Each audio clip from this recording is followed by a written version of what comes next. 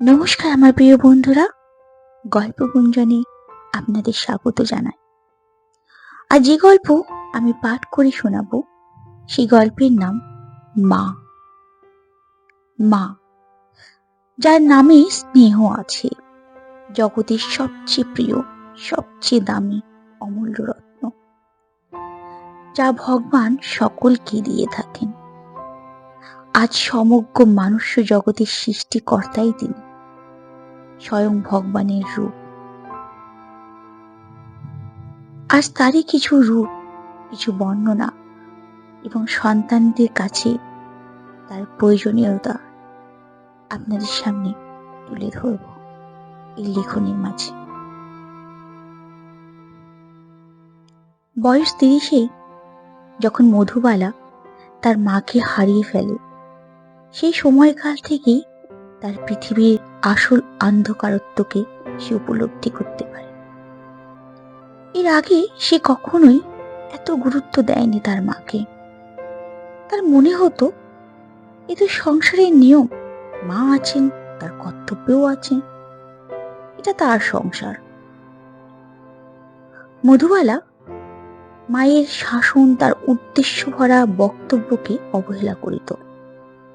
মা যখন তাকে কাছে টেনে তার চুলে বিলি কেটে দিত, মধুবালার আরাম বোধ হলেই ক্ষণিকের মধ্যেই এই আরাম ক্ষোভে পরিণত হতো। কারণ তার মা তার শ্যাম্পু চুলে অনেকটা তেল মাখিয়ে দিত। রেগে মধুবালার মুখ লাল হয়ে যেত। বলতো, মা, তোমার কাছে আর কখনোই আসবো না, তুমি আমার স্টাইলই বোঝো না। মা তখন হাসি মুখে বলতো, স্টাইল? ওরে, ওই সব হাবিজাবি জিনিস লাগিয়ে চুলে 12টা বাজিয়েছিস তুই। চুলে তেল লাগালে চুলে সৌন্দর্য আসে, চুল বাড়ে। তোদের আজকালকার মেয়েদের ওইসব বোঝার ক্ষমতা নেই।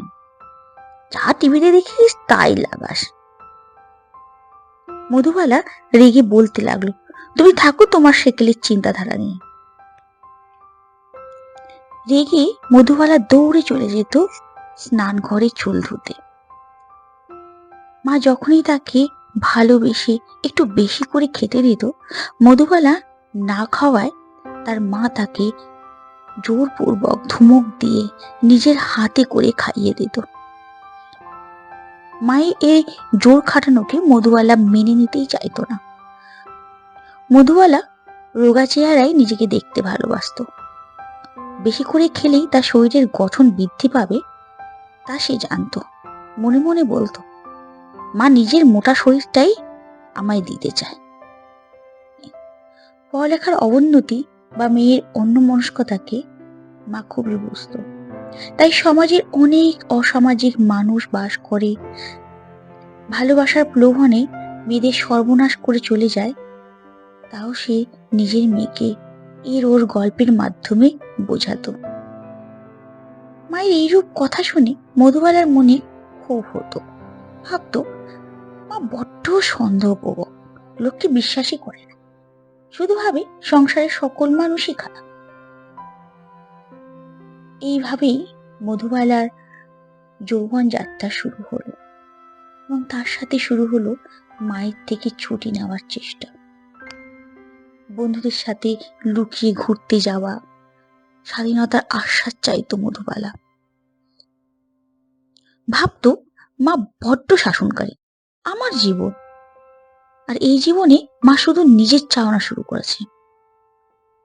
মায়ের থেকে দূরত্ব বজায় রাখার সমগ্র চেষ্টা মধুবালা শুরু করলো।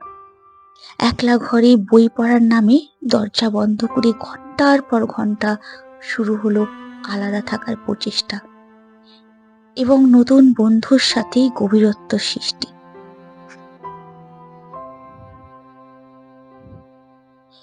এদিকে মা একাকিত্বে মেয়ের পড়া, তার খাওয়া, তার গোপনে কোনো ভালোবাসা হচ্ছে কিনা সেই চিন্তায় বিভোর হয়ে থাকতো।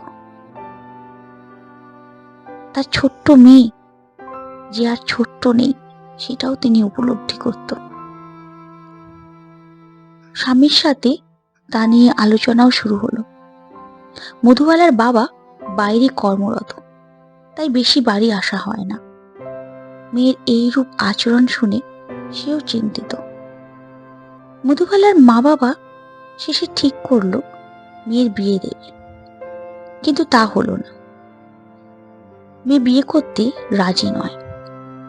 আজকালকার মেয়ে, তাই জোর খাটাতেও পারল না। যদি মেয়ে কিছু করে বসে এই ভয়ে। এমন ভাবেই সময় কাটতে থাকে। বিয়ের সঠিক বয়স মধুবালার পার হয়ে গেল। তার ভালোবাসার মানুষ আজ তাকে মাঝপথেই ছেড়ে চলে গেল। মধুবালার মায়ের কথাটাই সঠিক হলো। কিন্তু যখন মধুবালা এই কথাটা বুঝলো, ততক্ষণে মা অনেক বড় রোগে আক্রান্ত হয়েছেন। মায়ের ক্যান্সার। ডাক্তার বলে দিয়েছে আর কিছুটা সময় তার কাছে আছে। মধুবালা অঝরে কাঁদতে লাগলো। যে মায়ের থেকে দূরে থাকতে চাইতো, আর সেই মাকে বুকে নিয়ে সারাটা জীবন কাটাতে চায়। কিন্তু ভাগ্যের পরিহাস দেখো, মা কিছুদিনের মধ্যেই এই সংসারের মায়া কাটিয়ে চলে গেল। নিশ্চয়ই এই ঘরে বাবা আর মধুবালা পড়ে থাকলো। আজ মধুবালার কাছে আছে অনেক সময়। দরজা বন্ধ করে গলা চাপিয়ে আর কথা বলতে হয় না। মাকে লুকিয়ে আর তাকে কিচ্ছু করতে হয় না। কেউ তাকে জোর করে খাইয়ে দেয় না, আর তার মোটা হওয়ার ভয় নেই।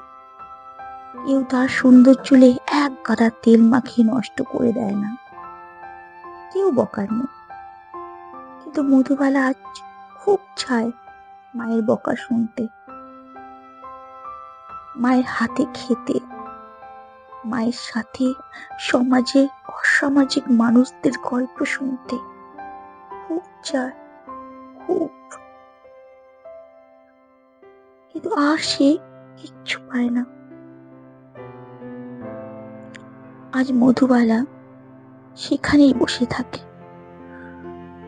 যেখানে একটা সময় তার মা বসে থাকতো, তার অপেক্ষা করত। আজ মধুবালার অপেক্ষা যা আর শেষ হবে না। নমস্কার। এখানে গল্পটি সমাপ্ত হলো।